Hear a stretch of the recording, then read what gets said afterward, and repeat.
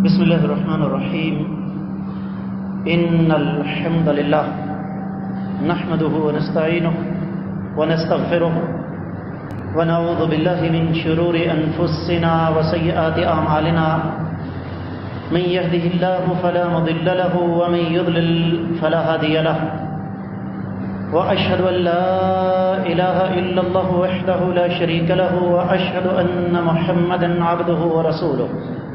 رب کائنات قرآن مجید میں سورہ توبہ کی 88ویں آیت مبارکہ میں ارشاد فرماتے ہیں لیکن الرسول والذین آمنوا معه جاهدوا بأموالهم وأنفسهم وأولئک لهم الخیرات وأولئک هم المفلحون. قیامت تک آنے والی انسانیت سن لو، رسول صلی اللہ علیہ وسلم اور ان کے ساتھ مل کر اللہ کی راہ میں اپنے مالوں کے ساتھ اور اپنی جانوں کے ساتھ جہاد کرنے والے لوگ، ان کے لیے رب کائنات نے بلائیوں کے دروازے کھول رکھے ہیں، اور وہی جماعت انسانی تاریخ کی سب سے کامیاب جماعت ہے. یہی سورہ توبہ 100ویں آیت مبارکہ ہے. والسابقون الاولون من المہاجرین والانصار والذین اتبعوهم بإحسان رضی اللہ عنہم ورضوا عنہ وأعد لهم جنات تجری تحتها الانہار خالدین فیها ابدا ذلک الفوز العظیم. فرمایا سابقون الاولون، ابتدا میں سبقت لے جانے والے وہ مہاجرین ہیں یا انصار، اور جو لوگ احسان کے ساتھ قیامت تک کے لیے ان کے نقش قدم پر چلنے والے ہیں. کیسے قرآن ہر دور کے تقاضوں کے عین مطابق بول رہا ہے. رب کائنات نے ایک لفظ استعمال کیا والذین اتبعوہم بإحسان، وہ لوگ جنہوں نے نبی علیہ الصلوۃ والسلام کے صحابہ کی پیروی کی احسان کے ساتھ. یا اللہ ان کو کیا ہے؟ فرمایا سنو رضی اللہ عنہم ورضوا عنہ، میں جس طرح نبی علیہ الصلوۃ والسلام کے صحابہ اکرام کے ساتھ راضی ہو گیا، اسی طرح ان عظیم ہستیوں کے نقش قدم پر چلنے والوں کے ساتھ راضی ہو گیا. اللہ ان کے ساتھ راضی، وہ اللہ کے ساتھ راضی. رب کائنات نے ان کے لیے ایسے باغات تیار کر رکھے ہیں جن کے نیچے سے نہریں بہ رہی ہیں، وہ ہمیشہ دائمی طور پر وہاں پر رہیں گے، اور یہ کائنات کی سب سے عظیم کامیابی ہے. سورہ کہف 28ویں آیت مبارکہ رب کائنات فرماتے ہیں وَاصْبِرْ نَفْسَكَ مَعَ الَّذِينَ يَدْعُونَ رَبَّهُمْ بِالْغَدَاةِ وَالْعَشِيِّ يُرِيدُونَ وَجْهَهُ وَلَا تَعْدُ عَيْنَاكَ عَنْهُمْ. اے میرے نبی صلی اللہ علیہ وآلہ وسلم، میں عرش پر سے آپ کو یہ حکم دے رہا ہوں کہ آپ کے ساتھ میرے خاص بندے ہیں، یہ صدیق کائنات، یہ فاروق اعظم، یہ عثمان غنی، یہ حیدر کرار، یہ طلحہ، یہ زبیر، یہ معاذ بن جبل، یہ ابو ایوب انصاری، یہ اسود بن زرارہ، یہ خالد بن ولید، یہ جتنے بھی صحابہ اکرام ہیں. اللہ فرماتے ہیں میرے نبی صلی اللہ علیہ وسلم آپ ان کے ساتھ صراط مستقیم پر ڈٹے رہیے، کیونکہ ان لوگوں کا مقصد صرف اللہ کی رضا ہے. آپ کو میں رب کائنات یہ حکم دے رہا ہوں کہ اپنے صحابہ اکرام سے تم نے آنکھیں نہیں پھیرنی. سورۃ الفتح 18ویں آیت مبارکہ رب کائنات فرماتے ہیں لقد رضی اللہ عن المؤمنین اذ یبایعونک تحت الشجرہ. عرش والے رب نے قسم کھا کر یہ بات کہی. عربی زبان کا اصول ہے فعل ماضی پر لقد آ جائے تو معنی کے اندر قسم پیدا ہو جاتی ہے. عرش والا رب قسم کھا کے یہ کہتا ہے کہ رب کائنات ان ایمان والوں کے ساتھ راضی ہو گئے جنہوں نے درخت کے نیچے آپ کے ہاتھ پر بیعت کی تھی.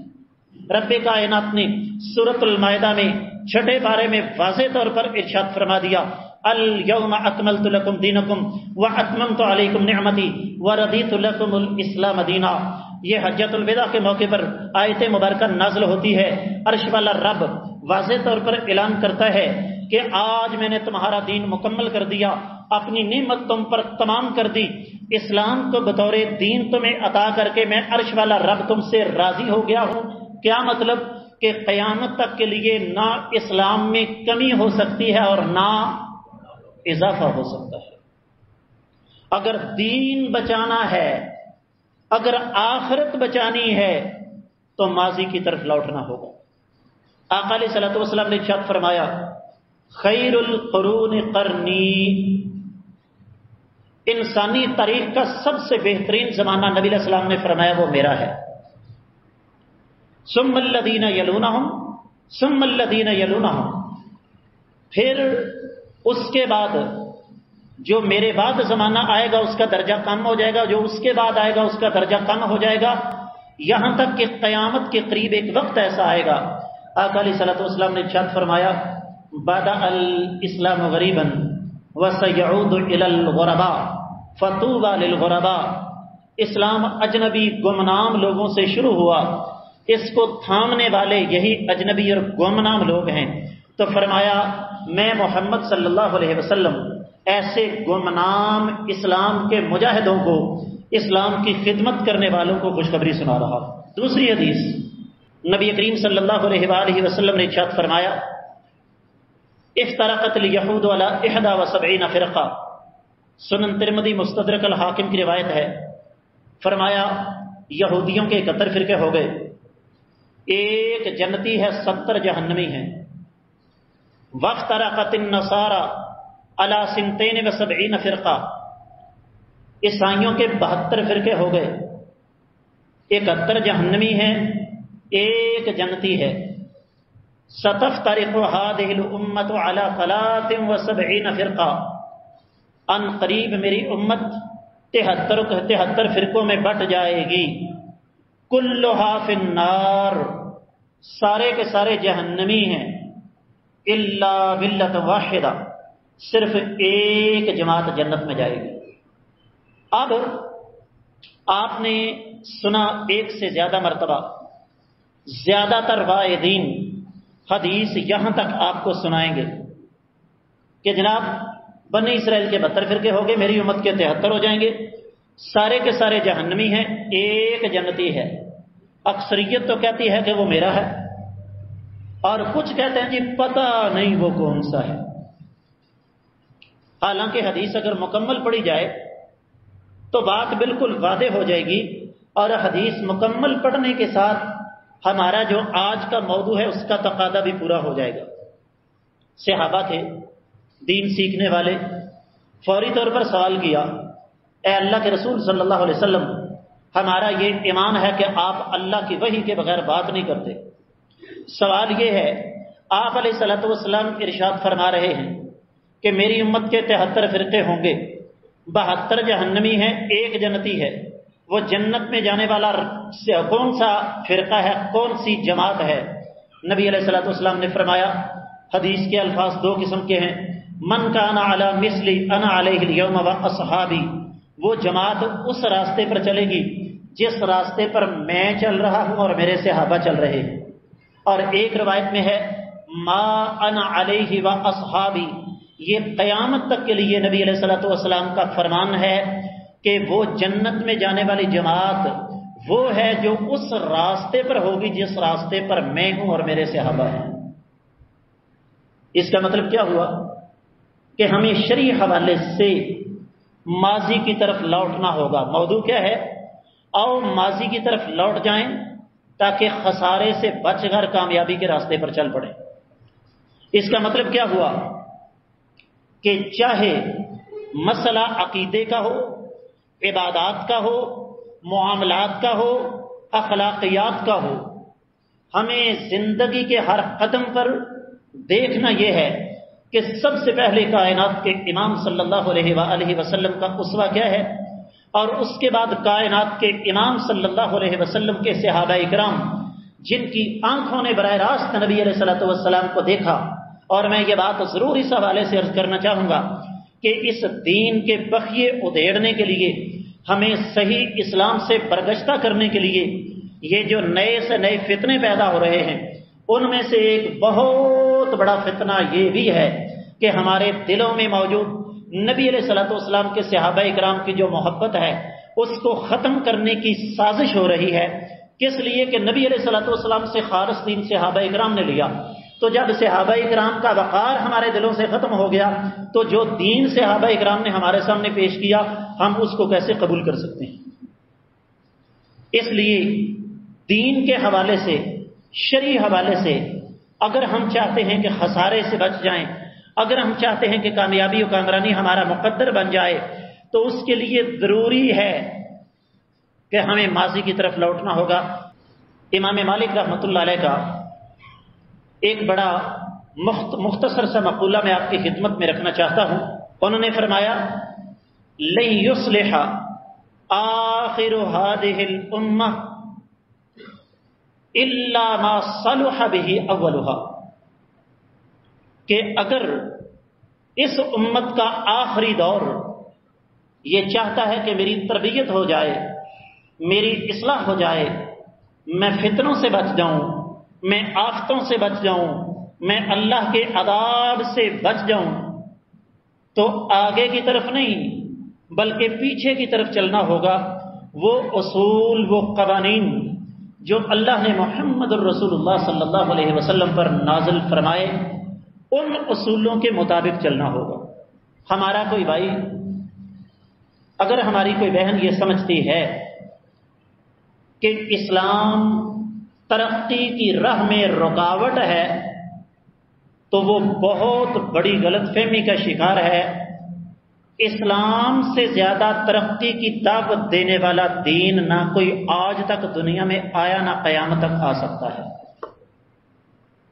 لیکن ترقی کے لیے ہمیں ہمارے جو آج سے 1500 سال پرانے اصول ہیں، جو رب کائنات نے امام الانبیاء محمد الرسول اللہ صلی اللہ علیہ وآلہ وسلم پر قرآن کی شکل میں نازل فرما دیے، ان کو اگر ہم یہ سمجھتے ہیں کہ ہم تبدیل کر کے ترقی کر سکتے ہیں، تو اللہ کی قسم اٹھا کے کہتا ہوں دنیا کی اس سے بڑی حماقت اور کوئی ہو ہی نہیں سکتی۔ ترقی کا مطلب شرم و حیا کا جنازہ نکالنا ہے۔ اگر ترقی کا مطلب غیرت کا بیڑا غرق کرنا ہے، اور اگر ترقی کا مطلب ہماری جو مضبوط معاشرتی بنیادیں ہیں ان کو کاٹنا ہے، اور اگر ترقی کا مطلب ہمارا جو بے مثال معاشرتی اور خاندانی نظام ہے اس کے بخیے ادھیڑنا ہے، تو ایسی ترقی نہ اللہ کو چاہیے، نہ مسلمان کو چاہیے، بلکہ نہ ہی کسی باشعور انسان کو چاہیے۔ سوال یہ ہے کہ وہ ہستیاں جنہوں نے براہ راست نبوت کے چشمے سے علم کا جو ایک علم کی پیاس بجھائی ہے، کیا وہ ہستیاں قابل اتباع ہیں یا کہ نہیں ہیں؟ موضوع کیا ہے؟ ماضی کی طرف لوٹ جاؤ، کامیاب ہو جاؤ گے۔ اور کامیاب وہ لوگ تھے کہ آج بھی 1500 سال گزرنے کے باوجود ان کا نام، ان کے کارنامے زندہ ہیں اور قیامت تک زندہ رہیں گے انشاءاللہ۔ آج بھی غیرت مند مسلمان اپنے بچوں کے نام ابو بکر، عمر، عثمان، علی، طلحہ، زبیر، خالد، یہ جتنے صحابہ اکرام تھے ان کے ناموں پر اپنے بچوں کے نام رکھنے پر فخر محسوس کرتا ہے۔ کس لیے؟ کہ اس کو اس بات کا علم ہے کہ یہ ہماری وہ ہستیاں ہیں جن پر بجا طور پر اسلامی تاریخ نہیں بلکہ انسانی تاریخ جو ہے وہ فخر کر سکتی ہے۔ دین اسلام 4 چیزوں کا مجموعہ ہے: عقیدہ، عبادات، معاملات اور اخلاقیات۔ آپ کو اپنی روزمرہ زندگی میں کسی 5ویں چیز کی ضرورت نہیں ہے، اور دین اسلام نے ان 4 پہلوؤں پر ہمیں اس طرح گائیڈ کیا ہے، ہماری اس طرح رہنمائی فرمائی ہے کہ دنیا کا کوئی سسٹم، دنیا کا کوئی اسم، دنیا کا کوئی نظام اس کا مقابلہ نہیں کر سکتا۔ مثلا ہماری جو روزمرہ زندگی ہے اس کا تعلق معاملات کے ساتھ ہے۔ معاملات میں شریعت نے ایک بڑا پیارا اصول ہمیں دیا، اور وہ کیا ہے کہ دنیا کی ہر چیز ہمارے لیے اس وقت تک حلال ہے جب تک شریعت اسے حرام نہیں کر دیتی۔ قرآن کہتا ہے وَأْمُرْ بِالْعُرْفِ، اے میرے نبی صلی اللہ علیہ وسلم آپ عرف کے ساتھ لوگوں کو حکم دیجئے۔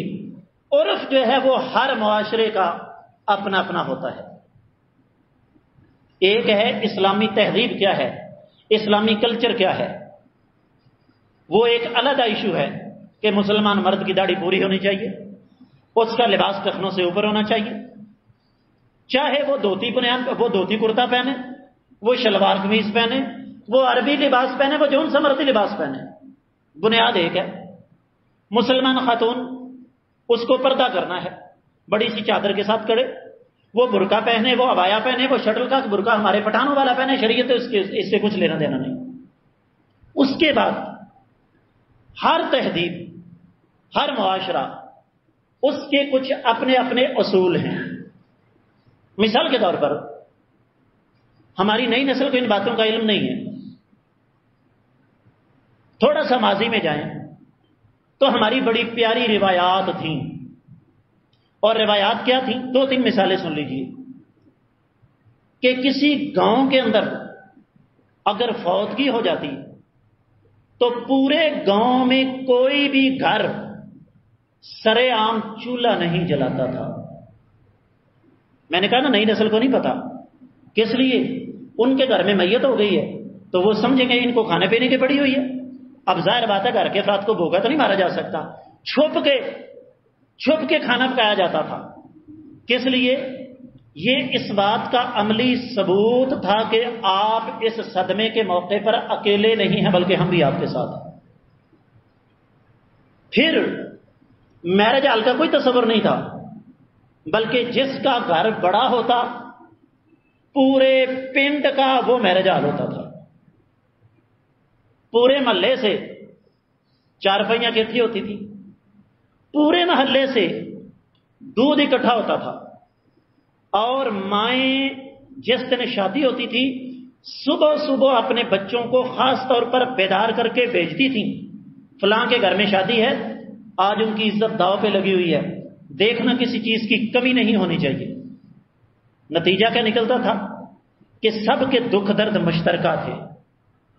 پھر ہم ماڈریٹ ہو گئے، ابا جی، امی جی، موم اینڈ ڈیڈ بن گئے، رشتوں کے اندر دراڑیں آ گئیں، خود غرضیاں آ گئیں۔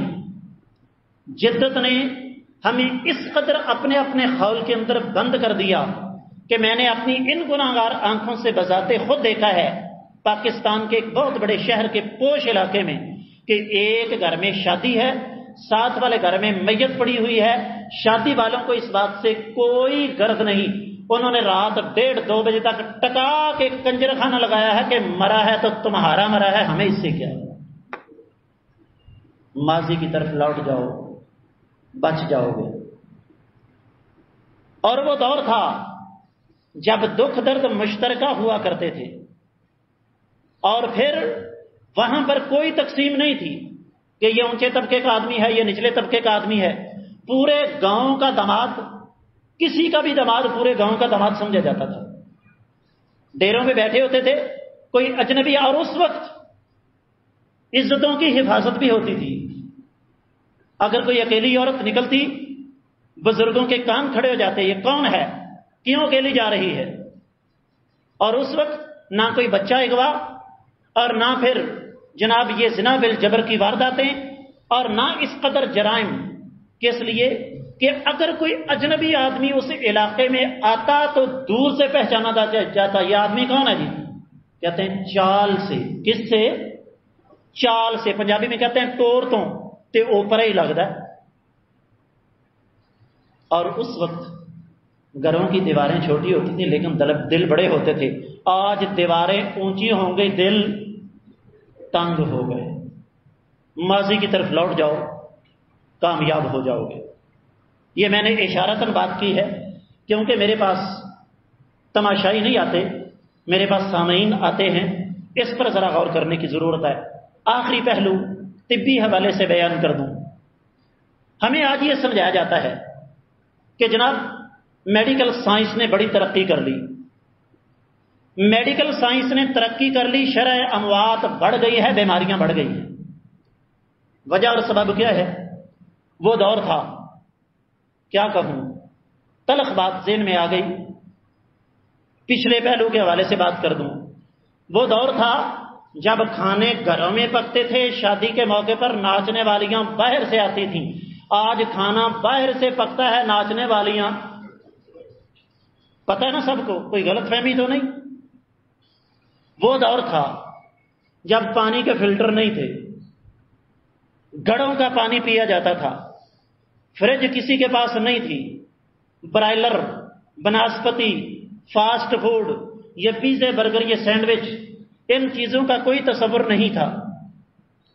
اور نہ ہی دکانوں پر یہ پاپڑ سلانٹیاں، یہ کینڈیز بچوں کو کھلا کے ان کی انتڑیوں کا بیڑا غرق کیا جاتا تھا، ان کے معدے کا بیڑا غرق کیا جاتا تھا۔ میں آج بھی ایسے دیہاتوں کو جانتا ہوں، میرا وہاں پر جانے کا موقع اتفاق ہوا، یقین جانیے ہر بچے کے ہاتھ میں چوسنے کے لیے گنا۔ کیا خیال ہے جو بچے بچپن سے لے کر گنا چوسیں گے کیا ان کو ڈینٹل سرجن کے پاس جانے کی ضرورت پیش آئے گی؟ 5 دیہاتوں میں ایک حکیم ہوتا تھا، وہ بھی سارا دن فارغ بیٹھا رہتا تھا۔ آج ہر گلی کے اندر ڈاکٹر ہے اور اتنا رش اس کے پاس ہوتا ہے کہ جناب اس کو فرصت نہیں ملتی۔ کیوں؟ ہم نے اپنا بہترین شاندار ماضی فراموش کر دیا۔ میرے آقا علیہ الصلوۃ والسلام کی پسندیدہ سبزی کدو آج ہماری بیویاں پکا ہی نہیں سکتی۔ میرے آقا علیہ الصلوۃ والسلام کا پسندیدہ مشروب نبیذ کسی کو پتہ ہی نہیں۔ میرے آقا علیہ الصلوۃ والسلام کا پسندیدہ میوہ کھجور جو ہم صرف رمضان کے مہینے میں کھاتے ہیں۔ میرے آقا علیہ الصلوۃ والسلام کا پسندیدہ دودھ یا اونٹنی کا یا گائے کا، آج کتنے گھروں میں گائے کا دودھ آتا ہے۔ تو اس لیے میری اس گفتگو کا خلاصہ یہ ہے، آج کے خطبہ جمعۃ المبارک کا خلاصہ یہ ہے کہ ہم ترقی ضرور کریں، کمپیوٹر، انٹرنیٹ، سیٹلائٹ، موبائل، تمام چیزیں استعمال کریں، لیکن اپنی جڑوں کو مت کاٹیں، اپنے ماضی کو فراموش مت کریں۔